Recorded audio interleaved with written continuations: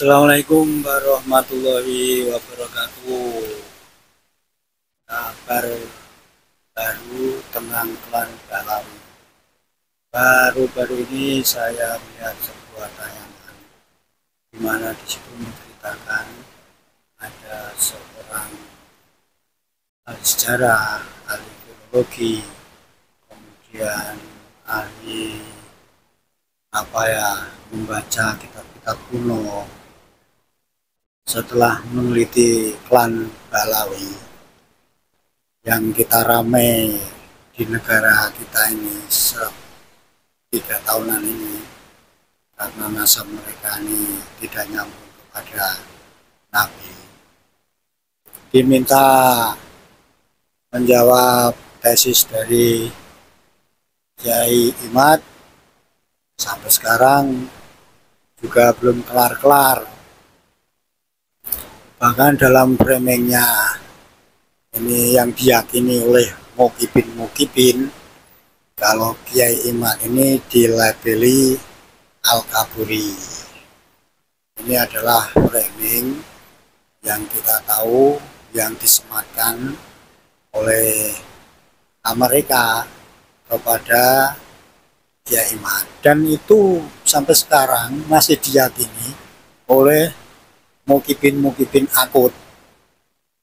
Tapi yang lain sudah banyak sekali yang tobat karena mau menggunakan penalarannya yang rasional dan masuk akal.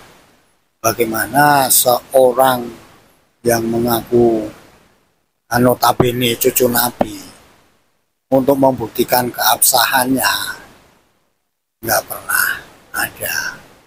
Bahkan dari sekelompok klan Balawi ada yang mengarang sebuah kitab lah yang itu dikeroyok beramai-ramai untuk membantah tesis Kiai Imad. Tapi dengan sebuah kitab dari Kiai Imad yang legendaris kemarin, yang beberapa tayangan yang lalu pernah saya tampilkan, hanya dengan sebuah kitab saja rontoklah argumen-argumen yang dibangun oleh kelompok Balawi dengan mukibinnya ini. Apakah itu sudah selesai persoalannya? Ternyata tidak. Setelah dari sudut sudut ilmu pengetahuan ini mereka nggak bisa menyambungkan data-datanya, tidak bisa mengkanter lah istilahnya dari tesis Kiai Imad. Akhirnya ada kesempatan yang entah bagaimana ceritanya, tahu-tahu ada pengusulan guru tua dijadikan pahlawan nasional.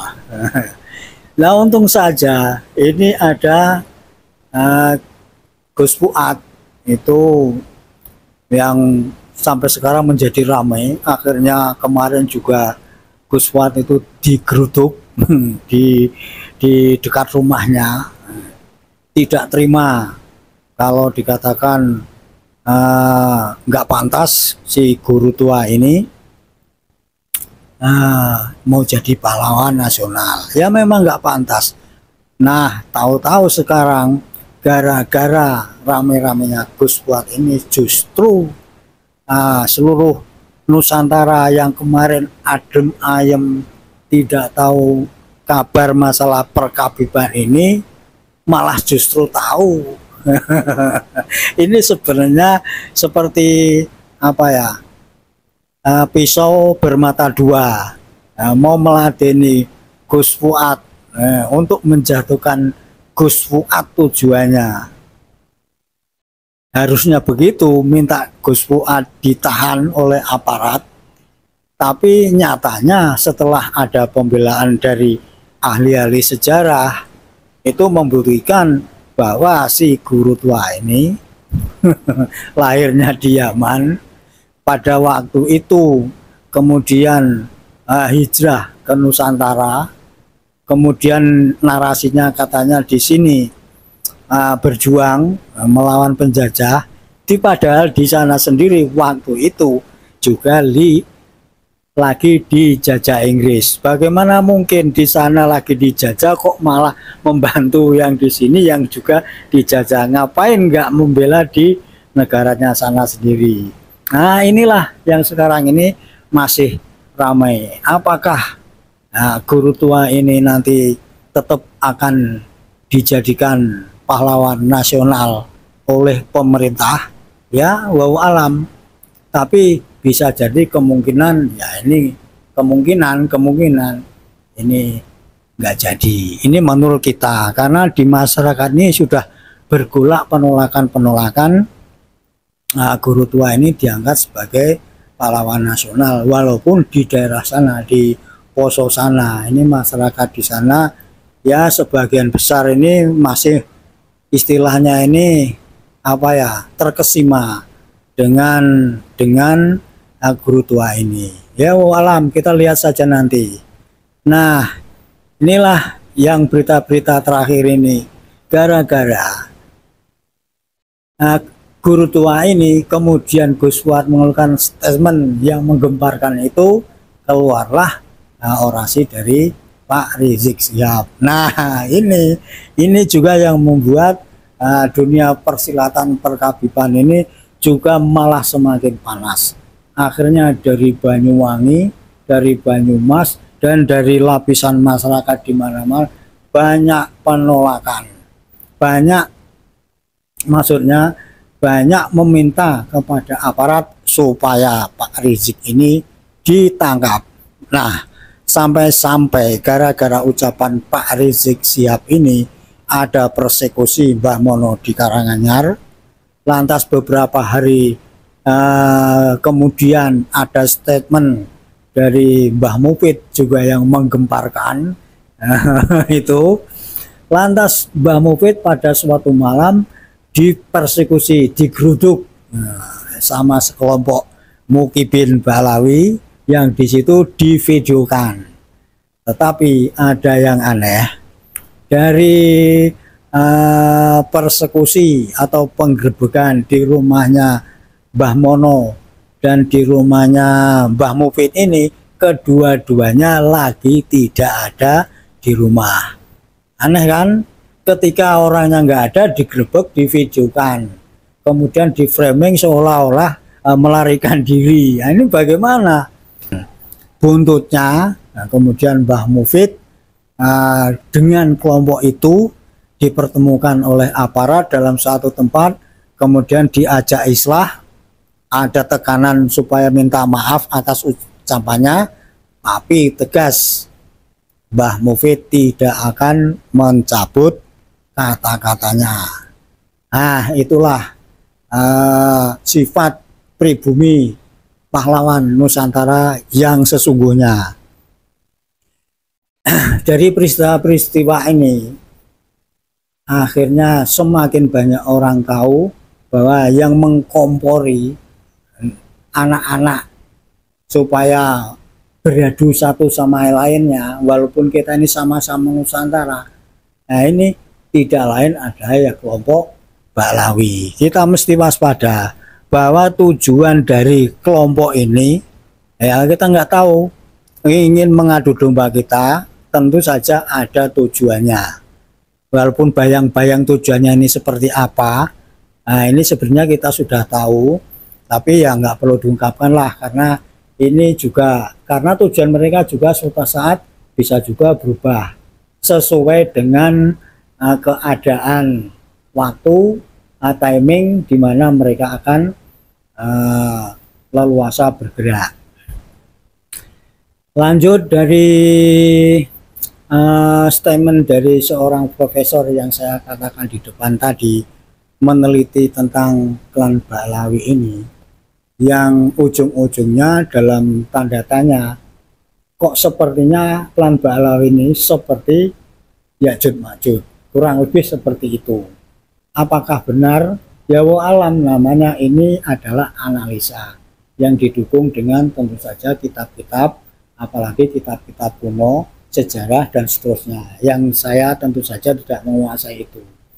Cuma dari statement itu dari profesor itu, saya jadi teringat dulu pernah membaca sebuah ya buku atau kitab itu yang membahas masalah akhir zaman. Nah, kurang lebih seperti ini. Dajjal itu akan keluar, ya kan, diikuti sekelompok kaum, dan kaum itu mukanya seperti memakai topeng. Nah, waktu itu saya berpikir, kok mukanya seperti topeng? Apakah mukanya rata, tanpa ekspresi, tanpa senyum, tanpa belas kasih, atau seperti apa? Ini analisa kita waktu itu mencari orang-orang atau bangsa-bangsa yang mukanya rata lah seperti topeng. Tapi akhir-akhir ini saya punya pemikiran lain, jangan-jangan yang mukanya seperti topeng itu adalah menunjukkan bahwa orang-orang atau kaum itu adalah sekelompok kaum yang tidak tahu malu, seperti muka topeng, muka tembok, tidak tahu malu, tidak mempunyai rasa belas kasihan. Nah, pokoknya kurang lebih seperti itu, semau gue, egois. Nah, terus kemudian tuh hanya memikirkan kelompoknya sendiri untuk kepentingan mereka sendiri, menguasai di mana mereka melewati dunia ini. Kurang lebih seperti itu. Wallahu alam. Jadi itulah sedikit dari pemikiran kita masalah yang diungkapkan seorang profesor yang kurang lebih dalam penelitiannya masalah klan Balawi ini adalah sekelompok atau kaum Ya'juj Ma'juj. Wallahu alam, kita tidak mau vonis karena tidak tahu ilmunya itu, tapi cuma kita bisa berandai-andai saja. Dan itu juga wallahu alam, kalau benar ini betapa mengerikan, bahwa kalau mereka ini sudah keluar, itu berarti apa? Bahwa dunia kita ini benar-benar sebentar lagi diambang kiamat. Ya wallahu alam, kita tidak takut dengan kiamat, tidak takut dengan huru-hara kiamat atau apapun. Wallahu alam, selama iman kita masih diberikan Tuhan Yang Maha Kuasa di dalam dada dan pikiran kita. Nah, kata Nabi kita, meskipun besok itu hari kiamat, biji kurma ini tetap akan ditanam. Kita tidak takut dengan apapun. Yang penting kita terus berjuang meskipun besok ini akan terjadi seperti apa. Kurang lebih seperti itu. Mari kita lihat video-video selanjutnya dan kita lihat berita-berita yang lain. Jaga diri, jaga sehat, jaga Nusantara, Pancasila Sakti. Assalamualaikum warahmatullahi wabarakatuh.